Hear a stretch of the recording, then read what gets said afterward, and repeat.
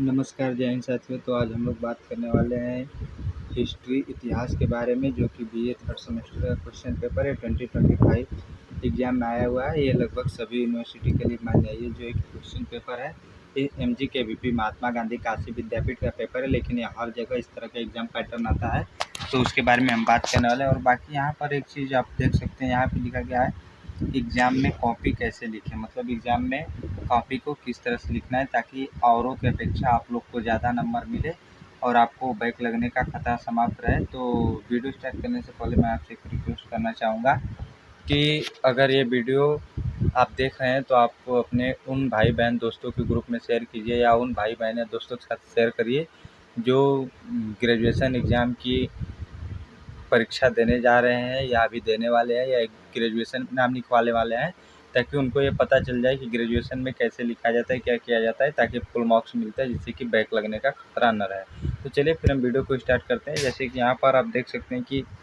सबसे पहले question paper आपको रोल नंबर लिखने का देगा, लेकिन उससे कोई मतलब नहीं होता है। और यहाँ पर ये देख सकते हैं कि बीए तृतीय सेमेस्टर 2025 का पेपर है।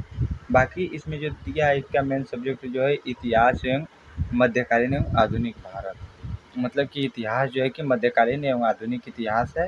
और ये पेपर जो है कि मेजर पेपर है, मतलब कि हिस्ट्री ऑफ मॉडर्न इंडिया, मतलब कि ये आधुनिक भारत का है, जो 1757 से लेकर 1950 ईस्वी तक का है इसमें इतिहास। और बाकी इस क्वेश्चन पेपर के लिए आपको 2 घंटे का समय मिलता है। बाकी आपको 75 मार्क्स मिलते हैं इसमें, मतलब 75 नंबर आपको मिलते हैं। बाकी इसमें देखिए सेक्शन ए में क्या कहा गया है।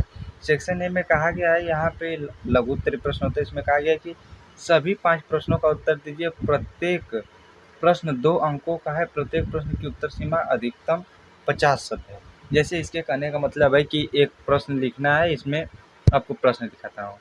जैसे कि यहाँ पे कहा गया है कि जैसे कि ये जो एक प्रश्न है, इसमें आपको दिया गया है कि इस प्रश्न को आपको लिखना है। बाकी इसका जो अधिकतम सीमा है 50 शब्द है, इसमें आपको मिलेंगे 2 मार्क्स। तो इसमें करना क्या है आपको, जैसे मान लेते हैं ये आपकी कॉपी हो गई, कॉपी 28 पेज की होती है लगभग, ये कॉपी हो गई। तो आपको केवल 50 शब्द में लिखना है, तो इस कॉपी के 2 पार्ट कर दीजिए। मतलब यहाँ पर क्वेश्चन ए, यहाँ पर क्वेश्चन बी।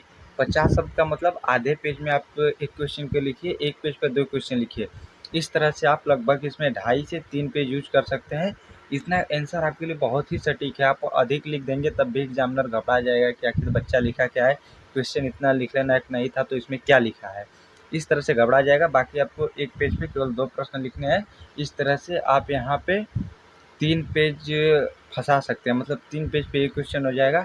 और क्वेश्चन यहाँ पर देख लीजिए क्या है कि पहला वाला का है महालवाड़ी व्यवस्था क्या है, महालवाड़ी व्यवस्था क्या है। दूसरा क्वेश्चन है लॉर्ड लिटन लिटन के बारे में लिखना है। तीसरा क्वेश्चन है टीपू सुल्तान के बारे में, टीपू सुल्तान के बारे में आपको क्या लिखना है कि ये शासक कब बना, इसके समकालीन कौन था, कैसे हुआ, कब गद्दी मिली, क्या हुआ, इसके शासन में क्या थी, सब ये सब कुछ लिखना है, यही सब लिखना है केवल। और ये आप आसानी से लिख सकते हैं। यहाँ पे क्वेश्चन नंबर डी इसी में है, श्रीरंगपट्टनम की संधि, मतलब श्रीरंगपट्टनम की संधि किसके किसके बीच हुई, उसमें कौन कौन हस्ताक्षर किए, उसके मुख्य उद्देश्य क्या थे, क्या वजह थी कि श्रीरंगनाथपत्तनम की संधि हुई थी। फिर क्वेश्चन नंबर डी है दयानंद सरस्वती। दयानंद सरस्वती के बारे में आपको लिखना है कि वे किस तरह से देश के, मतलब कि जो है कि देश के विकास में अपना योगदान किया, उन्होंने क्या क्या समाज के लिए किया, उनकी महत्वताएँ क्या है, उनकी आलोचनाएँ क्या है, ये सब केवल 50 शब्द में आपको मोटा-मोटी इनका जीवन परिचय लिख देना है, बस हो जाएगा। ठीक है, तो ये हुआ क्वेश्चन नंबर 1 का। ये जो 5 प्रश्न है इसको आपको कितना लिखना है, मतलब कि कम से कम आपको इसमें 3 पेज लेना है। 3 पेज ये भर देंगे। बाकी आप क्वेश्चन नंबर बी खंड ब की तरफ देखते हैं, जो कि लघु उत्तरीय प्रश्न ये भी होता है। इसमें दिया गया है कि निम्न 8 प्रश्नों में से, मतलब क्वेश्चन नंबर दूसरे में आपको 8 प्रश्न होते हैं, इनमें से किन्हीं 5 प्रश्नों का उत्तर देना होता है। मतलब कि 8 में से केवल 5 प्रश्न का उत्तर देना है, और प्रत्येक प्रश्न के लिए 5 अंक हैं। मतलब जो प्रत्येक प्रश्न है उसके लिए आपको 5 अंक मिलेंगे। और जो उत्तर की अधिकतम सीमा है 100 शब्द, यानी उत्तर की अधिकतम सीमा जो है कि 100 शब्द है। आगे बात करते हैं 100 शब्द कैसे लिखेंगे। ठीक है, यहाँ पर आइए आपको जैसे मैं दिखाता हूँ। यहाँ पे जो क्वेश्चन है दूसरा का ए वाला, महाराणा रणजीत सिंह के योगदान को रेखांकित कीजिए। आपको जो 100 शब्द कहा गया है, तो जैसे ये आपकी कॉपी हो गई, तो मैंने बताया था कि पहले क्वेश्चन में आपको 50 शब्द में आधा लिखना है, लेकिन इसमें पूरा एक पेज आल टू आल एक पेज आप 100 शब्द में लिख सकते हैं। मतलब कि आप इस तरह से देख लीजिए कि 24 से 25 लाइन होती है लिखने के लिए, तो एक लाइन में 4 या 5 शब्द लिख दीजिए। इस तरह से आप लिखेंगे, नीचे का 2-3 लाइन छूट जाता है, उससे नहीं मतलब है। आपका 100 शब्द हो जाएगा। आप शब्द तो गिनेंगे ही नहीं, बस आप एक एवरेज बना लीजिए कि एक लाइन में हमें 5 शब्द लिखना है, इसलिए 20 लाइन लिख देंगे, आपका 100 वर्ड्स हो जाएगा। 10-20 शब्द बेसी हो जाएगा, उससे नहीं मतलब है, पर उससे कम नहीं होना चाहिए। मतलब देखने में लगना चाहिए कि 100 शब्द है। इस तरह से आपको 5 प्रश्न करने हैं, 5 पेज इसमें लग जाएगा, ठीक है। यहाँ पर जैसे दिया महाराणा रणजीत सिंह के योगदान को रेखांकित कीजिए। तो महाराणा रणजीत सिंह का क्या योगदान था, उन्होंने क्या किया है, क्या नहीं किया है, क्या फ़ायदा था, क्या नुकसान था, इस शब्द को एक पेज में आपको समेट देना है, ठीक है। तो इस प्रकार से लिखेंगे तो आपको औरों से ज़्यादा नंबर मिलेगा। बाकी एक पेज में कम से कम 2 से 3 हेडिंग बना दीजिए, और बाकी जैसे लाइन के बीच में लिख रहे हैं तो यहाँ पे कुछ शब्द होते हैं जिनको ब्लैक पेन से आप हाईलाइट कर सकते हैं, उससे एग्जामिनर को देखने में अट्रैक्टिव होता है और आपको औरों से अधिक नंबर मिलेगा। आपको बैक लगने का कोई चांस ही नहीं रहेगा। कोई इसका जो बी वाला क्वेश्चन है, बंगाल के विभाजन पर संक्षिप्त प्रकाश डालिए। मतलब बंगाल के विभाजन में क्या क्या हुआ था उस पर प्रकाश डालना है। आंग्ल फ्रांसीसी युद्ध के कारणों पर प्रकाश डालिए। मतलब कुछ इस प्रकार से बहुत ही आसान क्वेश्चन होते हैं इतिहास के, चाहे किसी भी सब्जेक्ट के, आप केवल एक बार पढ़कर लिख सकते हैं, खुद से कर सकते हैं।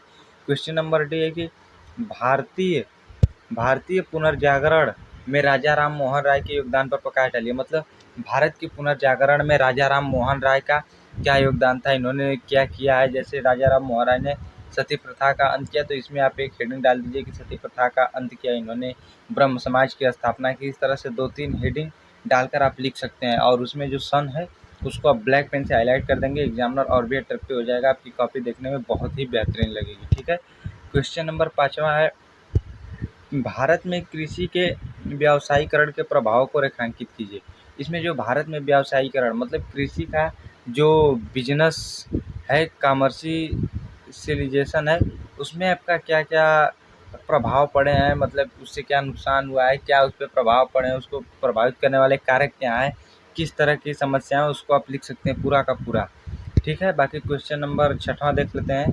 रेलवे के किसान ने भारतीय अर्थव्यवस्था पर क्या प्रभाव डाला है। मतलब कि किसानों का जो है कि रेलवे के किसान जो हैं, रेलवे के विकास ने भारतीय अर्थव्यवस्था पर क्या प्रभाव डाला है। जो रेलवे का विकास है वो भारतीय अर्थव्यवस्था पर क्या प्रभाव डाला है, मतलब उससे क्या क्या विकसित हुआ। मतलब रेलवे भाई राजस्व सबसे अधिक उससे ही वसूला जाता है, तो उसकी देश में क्या भूमिका रही है, इसको लिखना है, ठीक है। क्वेश्चन नंबर 7वां है, अवध के अधिग्रहण पर संक्षिप्त प्रकाश डालिए। अवध के अधिग्रहण पर आप प्रकाश डालना है। मतलब अवध के अधिग्रहण किसने किया, क्यों किया, उस समय उसका राजा क्यों था, किसके शासनकाल में हुआ, इस सब पर आपको लिखना है, ठीक है। और क्वेश्चन नंबर 8वां है, प्लासी के युद्ध पर संक्षिप्त प्रकाश डालिए। प्लासी का युद्ध जो हुआ था किसके किसके बीच हुआ, किस जगह हुआ, किस सन में हुआ, उसके कारण क्या थे, फिर कैसे समाप्त हुआ, इन सब को लिखेंगे, 100 शब्द आ जाएगा। बहुत ही आसान होता है, यानी इसमें आप 5 पेज लिख सकते हैं, तो 5 पेज ये प्लस 3 पेज हो 8 पेज हो गया। आपको कम से कम 16-17 पेज भरने होते हैं, ताकि आपको अच्छे से पास हो जाएंगे। बाकी अब आगे बात करते हैं, तो आगे क्या है, इसमें जो खंड 100 वाला पार्ट है ये दीर्घ उत्तीर्ण प्रश्न है। तो इसमें देखिए क्या बोला गया है कि निम्न 4 प्रश्नों में से, मतलब कि नीचे 4 प्रश्न दिए गए हैं, उनमें से किन्हीं 2 प्रश्नों के उत्तर देना है, और प्रत्येक प्रश्न का 20 अंक मिलेंगे आपको। जो मतलब कि 2 प्रश्न लिखेंगे उसमें आपको प्रत्येक प्रश्न पर 20 अंक मिलेंगे। और यहाँ पर इसकी जो आंसर की क्राइटेरिया देखिए, ये क्या बाउंडेशन लगा रहे हैं कि प्रत्येक प्रश्न के उत्तर की अधिकतम सीमा 400 शब्द है। मतलब कि आपको जो है कि एक उत्तर लिखना है 400 शब्द में लिखना है, ठीक है। तो आपको मैंने बता दिया कैसे लिखना है, तो उसके लिए भी अभी देख लेते हैं, चर्चा कर लेते हैं हम लोग क्या क्या करना है। जैसे कि ये प्रश्न हुआ, अस्थायी बंदोबस्त का आलोचनात्मक परीक्षण कीजिए। जैसे कि मान लीजिए ये आपकी कॉपी हो गई, ऐसे ऐसे लगभग 4 पेज, 3.5 से 4 पेज आप 400 वर्ड के लिए यूज कर सकते हैं। ये बहुत ही सफिशियंट है। आप मतलब कि जो 400 शब्द है 3.5 पेज या 4 पेज यूज कर लेंगे, तो मतलब इस तरह से 8 पेज यहाँ से, बाकी 8 पेज वहाँ से, 16 पेज हो जाएगा। आप इसमें फुल मार्क्स से पास हो जाएंगे, आपका एक भी नंबर नहीं, मतलब 75 में से 50-60 नंबर तो आपको मिल ही जाएंगे। जो औरों को 40 नंबर, 30 नंबर, 35 नंबर मिलेंगे, उसमें से आपको लगभग 60-65 नंबर मिल जाएंगे। तो यहाँ पर जो अस्थायी बंदोबस्त का आलोचनात्मक परीक्षण, आप बोलेंगे कि ये इतना छोटा प्रश्न, हम इसको कैसे लिखें। तो अस्थायी बंदोबस्त क्या है, इसका आलोचना क्यों हुई, इसका कंसेप्ट किसने दिया, क्यों दिया, मतलब क्या कारण थे कि इसका कंसेप्ट आया। इस तरह से 4, 5, 7 हेडिंग बनाकर आप उसको हर हेडिंग में, मतलब कि जैसे ये आप एक हेडिंग दे दिए, इसमें 2-3 लाइन लिख दीजिए, 4 लाइन लिख दीजिए, फिर एक दूसरी हेडिंग दिए, फिर 4 लाइन लिख दीजिए। इस तरह लिखेंगे तो 4-5 पेज, 4 पेज, साढ़े 3 पेज आपका कब भर जाएगा आपको पता भी नहीं चलेगा।